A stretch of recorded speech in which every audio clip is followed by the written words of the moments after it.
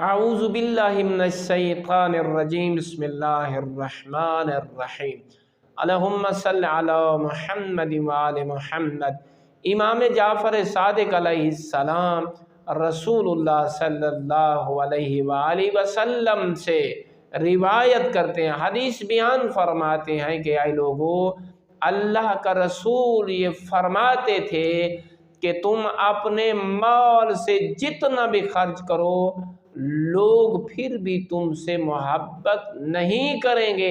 اگر تم چاہتے ہو کہ آپ کا مال بھی بچ جائے اور لوگ آپ سے محبت کریں، تو بہترین محور، بہترین صفت جو اللہ نے آپ میں رکھی ہے، آپ اپنے اخلاق کو استعمال کریں، نرمی سے بات کریں، لوگوں سے محبت کریں اخلاق کے ذریعے۔ وہ لوگ جو مال خرچ کرنے کے باوجود آپ سے محبت نہیں کرتے، وہ آپ کے اخلاق کی وجہ سے آپ سے ضرور محبت کرنے لگیں گے۔ والحمد للہ رب العالمین۔